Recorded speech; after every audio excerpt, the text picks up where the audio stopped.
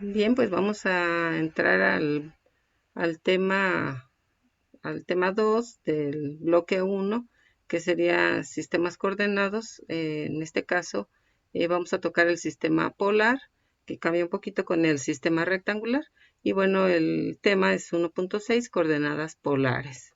Y ahorita vamos a ver qué sería una coordenada polar, ¿no? Bien, para qué nos sirve una coordenada polar? Pues una coordenada polar nuevamente viene a ser una ubicación en el espacio, nada más que no precisamente en un espacio terrenal, ¿no? O sea, donde haya terreno, sino más bien en un espacio, donde no se puede medir correctamente, que sería en el caso de la aviación y la navegación. Estamos hablando del cielo y estamos hablando del mar, ¿no? Y ahí pues sería complicado medir o encontrar algunas coordenadas rectangulares. Por eso se utiliza un sistema polar y se utilizan coordenadas polares para poder ubicar a los aviones y a los barcos o a los submarinos que andan en esos lugares, ¿no? Entonces, regularmente, ¿dónde se pone el avión? Bueno, pues en algo que se llama polo, que es la ubicación de esa nave. Y bueno, pues se encuentra y que a través del radar, ustedes lo han visto en algunas películas, se monitorean los objetos que están alrededor.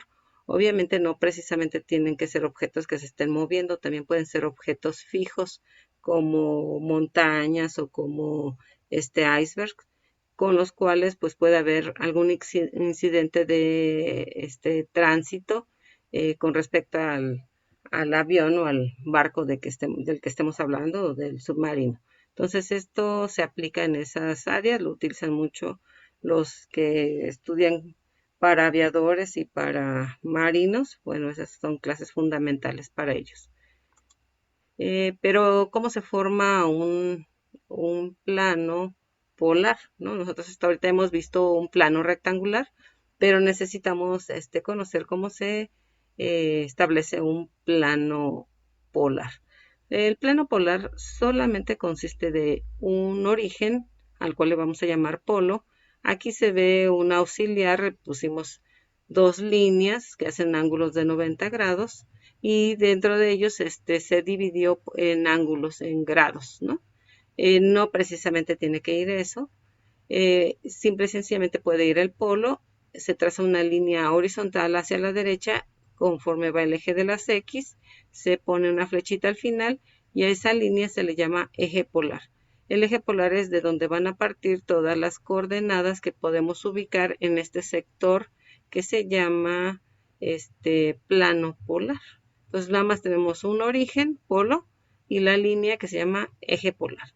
Y de ahí pues puedo poner líneas auxiliares si lo deseo, pero no precisamente las requiero, ¿sí? Bien, ¿en qué consiste una coordenada polar? Una coordenada polar tiene solamente, al igual que en las coordenadas rectangulares, tiene dos elementos. Uno es una R, que se refiere al radio, y otra es un símbolo griego que se llama teta, y que se refiere al ángulo que se forma desde el eje polar hasta donde está ubicado esa coordenada, hasta donde va a estar ubicada esa coordenada.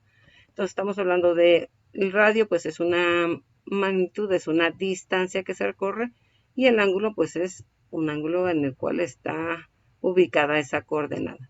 Regularmente le ponemos una P para indicar que es una coordenada polar y aquí en donde aparece una P minúscula le puedo colocar una letra mayúscula A, B, C para definir que esta es la coordenada polar de A o la coordenada polar de B. Para ubicarnos y empezar a entender estos conceptos, bueno, una coordenada polar, aquí les puse una que sería 4,45 grados. ¿Qué es el 4? Pues es una distancia, una magnitud que va a partir del polo y que si esto está, hay círculos iniciales a lo mejor a 1 centímetro, a 2 centímetros, a 3 centímetros, a 4 centímetros, si definimos como medida el centímetro, podría ser medio centímetro y cada medio centímetro podríamos poner una circunferencia. Y entonces este 4 pues genera la distancia de una circunferencia, dos circunferencias, tres circunferencias, cuatro circunferencias. Como ahorita todavía no estoy ubicando el ángulo, pues a partir del eje polar yo puedo medir esas cuatro unidades que mide el radio. ¿Para qué necesito más? Pues un transportador para medir esos 45 grados, porque me dice que está a 45 grados sobre un radio 4. Entonces, de aquí a aquí hay 45 grados, mido, y entonces trazo una línea desde el polo hasta donde se limita el radio, que en este caso es el 4, y esta línea, que al finalizar debe de llevar una flechita, es lo que indica la coordenada polar. Esta línea es la coordenada polar.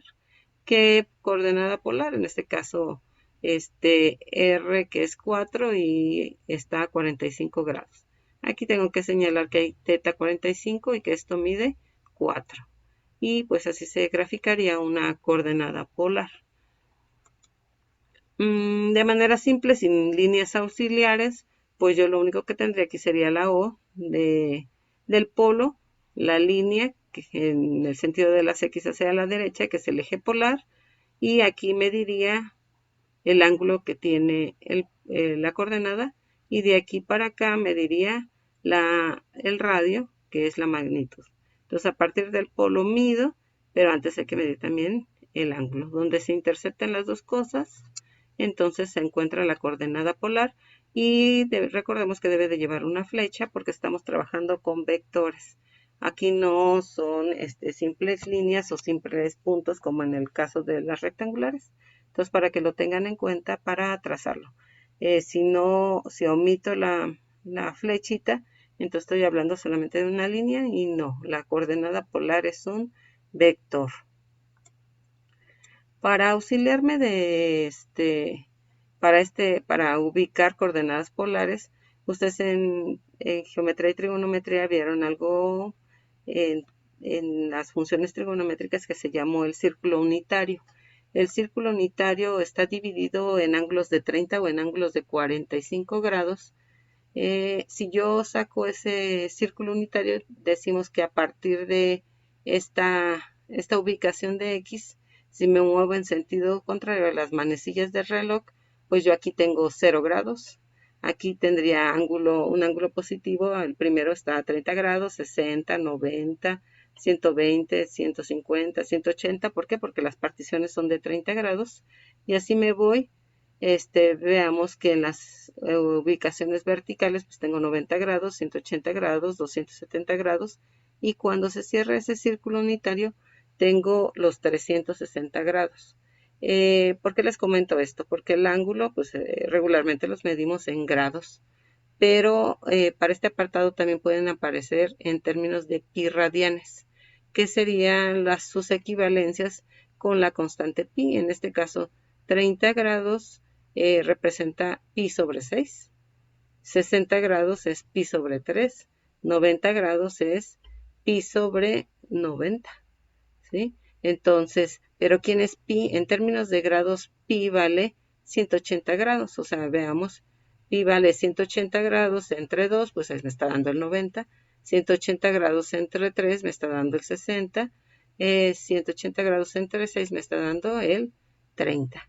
Entonces, en términos de círculos unitarios para trigonometría y en este caso para coordenadas polares, pi va a valer 180 grados. Cuando nosotros hacemos la mitad de la rueda, estamos en pi, ¿sí? Cuando hacemos un círculo completo, pues estamos en 2pi, que sería equivalente a 360 grados. Y pues esto nos va a auxiliar para poder ubicar coordenadas polares. No siempre caen en líneas ideales. A veces hay otros ángulos pues que hay que ubicar. No precisamente 30 o 45 grados, pero el círculo unitario nos sirve bastante. Y bueno, ahorita cierro esta parte del video para poder poner algunos ejemplos de cómo trazar coordenadas polares.